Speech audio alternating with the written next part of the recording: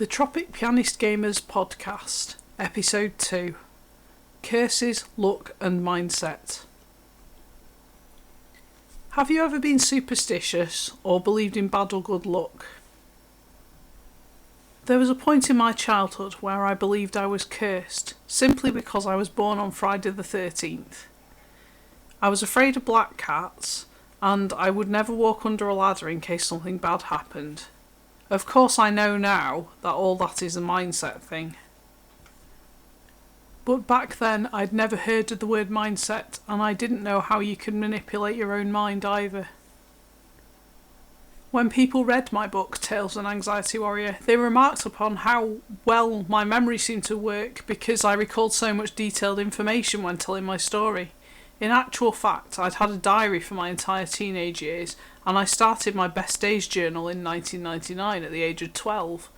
That Best Days diary still continues until today, and I'm on volume 3 of that.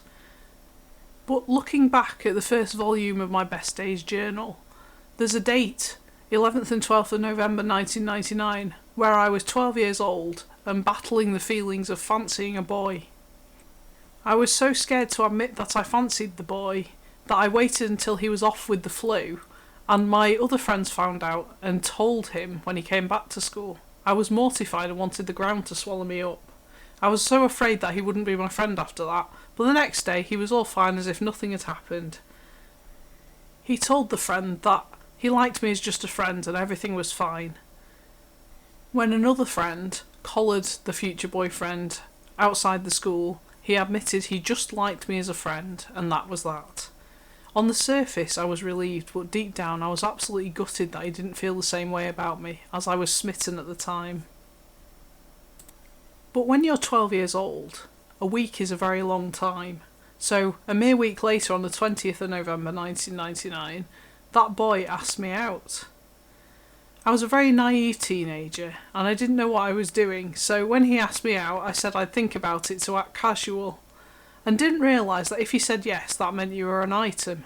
So I left him hanging until the following February, before actually saying yes and becoming a couple officially. It was only when a couple of friends in the PE lesson told me that when you asked someone out and they said yes, that meant you were an item. So that was it. 10th of February 2000, I got my first boyfriend. I was just short of 14 then, and I thought it was true love's dream. I even wrote in my first journal that me and that boyfriend would get married at 21 and have a kid at 30. In actual real life, I met my husband, Dr. G, when I was 21. We got married when I was 26, and I had my first child just before I turned 31, so my first journaling experience wasn't too far off, just with a different person. The November curse started to hit though. In 2002, I was in the middle of a love triangle and I decided to dump the first guy for the second guy. I didn't actually want to dump the first guy, but I wanted to be with the second guy, and society told me that you can't be with two guys at once. So after listening to Too Much Love Will Kill You by Queen on loop, I finally made my decision. I was curious, I wanted to know what it was like to go out with the second guy. Me and that second guy lasted 3 years as well. In the middle of the relationship with the second guy was my grade 8 piano exam. That took place on the 19th of November 2003. Why do I remember that? Because we'd been dating for 11 months by then, and he sent me a card with a silhouette of a piano and a girl on the front saying, "This is a lucky day. You'll pass." I did pass, and I got my grade 8 piano at the age of 17. That was a bit of luck in a November, but fast forward to 2005 and me and that boyfriend split up. It had been brewing for a while because I had gone to uni the year before and he'd just started uni that year. He'd made new friends, he'd made a new life for himself, and I was clingy and insecure and didn't cope well with long distance relationships, so the thing slowly went sour through lack of communication, and it ended with an hour-long phone call where he told me he no longer loved me and he didn't see me as a friend anymore either. We never spoke again after that. That was it. November was cursed. Bad things happened in November. So going forwards from 2005, I became scared of November in case bad things would happen. I even warned Dr. G when I met him. Watch out for November. Bad things happen in November. and I'd always brace myself every November in case bad things happened. Going forward with my relationship with Dr. G, November's nothing really happened. Nothing bad happened, nothing specifically good happened, it was just November, the month between Halloween and Christmas. I didn't even celebrate Halloween, but everybody else does. And obviously Christmas was a no-brainer as a musician. I was always involved in lots of things in December. November was basically for rehearsing, practising, the mundane. I did question at one point whether I actually had seasonal affective disorder, SAD, because I was always feeling lower in the winter months because of the colder weather and the darker days. But I was never diagnosed with depression, only generalised anxiety disorder. On reflection in later years, I'd feel low when I had no purpose or direction. 2012 was the year I started to find a bit of purpose. I got married in the summer. I became a Griffiths. I settled onto Anglesey, but I also struggled to make friends because I didn't know how to have conversations or keep meaningful relationships. So we settled into our married home with Mario Kart, and we had no friends to play with. So we came back from our wedding after playing Mario Kart DS at our wedding, and there was no one at home to play with, so we looked around, and by coincidence Dr. G found an advert for Mario Fest 2012. Play Mario Kart against the rest of the country and be the best in England, Wales or Scotland or Ireland. There were 2 qualifiers from each region that got a ticket to Birmingham. I was second for Wales. I got a ticket to Birmingham. Off we went, October 2012. That was the start of the rest of our lives. That day, I met people that I'm still in touch with today. And that was the start of building a community for Nintendo fans. When we got home, we realised we were lacking the friends. We didn't know anyone locally who played Mario Kart. But the advantage then was we had 3DSs which had the Street Pass function. The idea of the Street Pass function is to meet other people in real life and swap puzzle pieces with them. Later on, there were also quests that you could do together. It was a great way of getting communities to meet each other in person and socialise. I've always had a passion for community. That is my deepest passion, my number one passion. And it harks back to my days of RuneScape that I played in 2005 to 2007, where I built a clan of over 80 members, mostly American, so that messed up my body clock completely by going to bed at 5 AM and getting up at lunchtime, missing any early morning lectures because I was doing my degree at the time. But we survived, everyone survived, it was good, but I missed that sense of community. So when we got back from Mario Fest, I created a Facebook group called 3DS Banger. The idea was to bring people together to play Mario Kart to start with and street pass those puzzle panel pieces.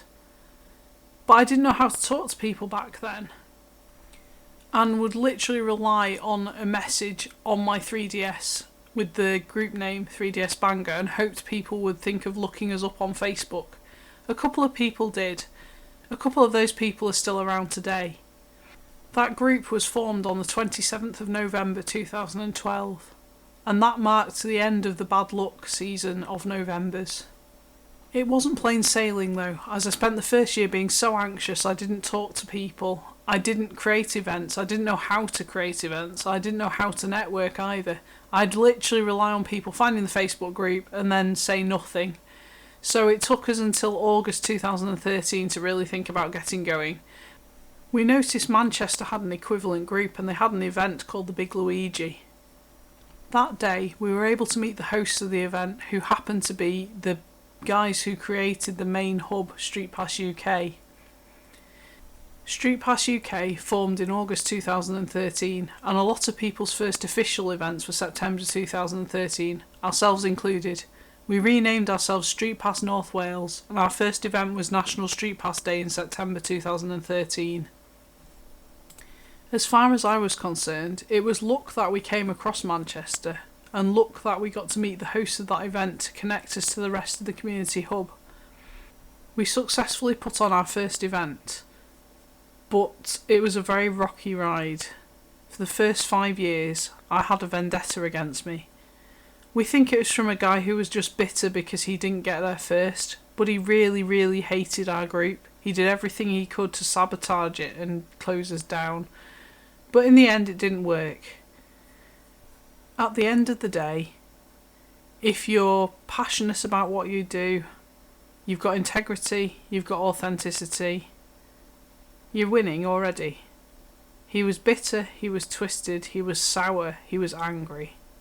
He took those feelings back to his committee, so the whole committee was angry at us for a good few years. We had that in the background, and we had a lot of trouble with venues not recording our bookings and then us not being able to get in the building. It was actually a very stressful and anxiety-inducing 5 years of Street Pass North Wales. But I held on to that community with everything I had, because I knew it was mine and Dr. G's true passion. After all, the foundations of this community was built from our own wedding. Some might have said we were doomed to failure because so much was against us. But by lockdown, we had over 30 monthly attendees. We had people travelling from Birmingham, Preston, Manchester, Warrington, all over the place. It was brilliant. And because we started off by having a lot of students, the students graduated and moved away because the longevity of a community passed through a whole generation. And that is simply amazing. When June 2017 hit, we rebranded as Nintendo North Wales in line with the rest of the hub, and Street Pass UK became Nintendo Players UK, with official permission from Nintendo itself, as long as we declared that we were independent communities, which everyone was happy to do. Being Nintendo rather than Street Pass meant that people actually knew what we were, because a lot of people didn't know what Street Pass was. And with the Nintendo Switch and its versatility, it made sense to rebrand to Nintendo to be all-encompassing and inclusive. Quite a few of the groups like to include retro consoles in their plans as well, which is nice. Fast forward to March 2020 and we hit lockdown. The week before lockdown, we were privileged enough to be invited to Nintendo HQ, and we had a meeting there where I had to do a speech about COVID and the fact that we were advising cancelling our central plans, which at the time was a thing called Island Paradise, which marked the release of Animal Crossing New Horizons, which actually came out on the 20th of March 2020. As a gaming community, it was expected that we were naturally online people anyway, but in truth, our community favoured in-person meets monthly, and that lack of ability to hold the physical events really cost us quite a bit. We tried to do online meets, but people were dwindling. There was a lot of key workers in our community and they disappeared off the radar, and we found ourselves floundering just trying to keep the community going. It hit August 2020 and I gave up. There were no events between August of 2020 and December 2020 because of that. I instead concentrated on the central aspect, Nintendo Players UK, and got voted in as head admin for Nintendo Players UK in September 2020. Up until then, I'd been so afraid to admit that I was an adult girl gamer that I'd hidden my identity since the formation of the community in 2012. It was only 2020 I finally stood up to be counted and became the Tropic Pianist Gamer. So the gamer bit of me is head admin of Nintendo Players UK and co-founder of Nintendo North Wales. I have to mark this today because Nintendo North Wales turns 10 this month. On the 27th of November 2022, we're having a party to celebrate our 10th birthday. 10 years of fantastic community events, 10 years of bringing people together. I've loved seeing people grow throughout those 10 years. We're on the next generation now. We've got young adults coming in, we welcome kids, we welcome families. We still see a few original members from time to time, although everyone's a lot busier now. Everyone's grown up, essentially. The students have graduated and moved away. The locals have got jobs, they've got more hours in their jobs. They've got families, myself included. But because it's mine and Dr. G's shared passion, we never stopped. We may have taken a hiatus in late 2020 as the lockdown wore the community down, but January 2021 saw a new burst of energy as Dr. G took over the reins. he was ready to get back online. So he held some online meets and people who could come attended. And we got going properly again in the summer of 2021. We started with an outdoor meet in Llandudno. Everyone was just grateful to see each other in person again. We kept our distance, but everything was fine. And then October, we managed to get an indoor venue. It had to be limited capacity, and the university hadn't reopened at that point, so we used a venue in Llandudno. Above the shop, there was a nice room that we could use. There was maximum 15 at any one time, and they had a tuck shop, which was brilliant. And we managed to get going again, gradually. And then just over 2 years since our last event could take place in the main venue in central Bangor, we were back in March 2022, with a fresh look, fresh appeal, and as inclusive as ever. We're a bit lower on numbers now than we were pre-lockdown, but we do have a safe 16 and above attending, and we're hoping that the 27th of November will be our biggest event of the year. So in essence, November used to be a bad month, because I thought negatively. I was scared of things that might happen, that never actually happened. And building a community which started in November has proved that good things can happen, because this community has been the making of a lot of people. It's brought people out of their shells who were too shy before. Meanwhile, I'm the host. I was seen as confident all along, but on reflection I was doing a lot of masking just to get by. I was anxious most of the time. It wasn't until after lockdown and coming back that I wasn't anxious anymore. I'd turn up in my Tetris leggings, my Pac-Man leggings, and I'd be confident. And it showed. But I had to make the intentions to do that. When I worried that bad things were going to happen, I wasn't looking for the happiness. I wasn't looking for the light. When you're an optimist and you look forward to things, you make intentions to do things, not only do you get more done, but you can see the positive light in a situation. You might need a bit more resilience at times, but looking for opportunities where there originally were none opens up a whole new world. As a creative, creativity is endless. That's how we've managed to go for 10 years and still keep fresh. I'm always coming up with creative ideas about what we can do next, and Dr. G shares in that passion and has creativity of his own as well. We work as a fantastic team and bring the best to North Wales, and on my profile on the Nintendo Players UK website, in Welsh it does say, waving the flag for North Wales, which is one of the chapters in my book as well. The mindset work only really started in summer of 2020. I didn't know what mindset was until I started looking at self-development. I didn't know what self-development was without joining Tropic.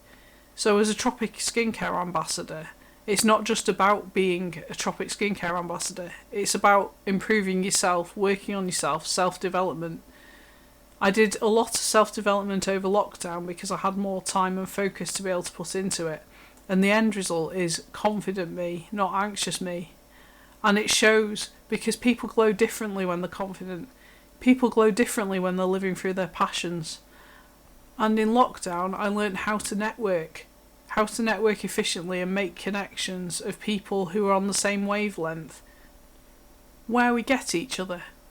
And I thought that wasn't possible because I'm so unique and quirky in what I do.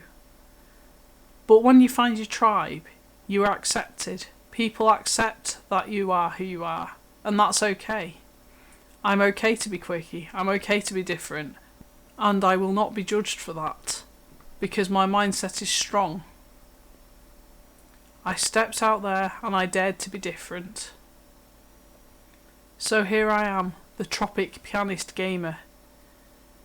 My passion is community, which comes from the passion for Tropic, the passion for piano and being a musician, and the passion for being an adult girl gamer. Celebrating 10 years of Nintendo North Wales this month. Celebrating 10 years of pushing through with intention and clarity about what our passions were and how we can push forward with that. Working together as a community is so important. Making connections, striving for progress over perfection, and most of all, collaboration over competition. Yes, we hold competitions, people do compete with each other, but we collaborate to get the best out of our group. We collaborate with other Nintendo groups, we collaborate with local community groups, and we collaborate with each other. Because if we work together, anything is possible. Keep the dream alive. Live your passions. That was episode 2 of the Tropic Pianist Gamers podcast. This podcast is monthly, and next month I'll be talking about my journey as a pianist and how up until late 2020 I was the pianist that was scared of playing the piano, and where I've got to today. In the meantime, you can follow me at Tropic Pianist Gamer on most social platforms, or tropicpianistgamer.co.uk is my website. Please follow or subscribe for updates, and feel free to share with anyone you think this podcast might resonate with. Thanks for listening. See you next time.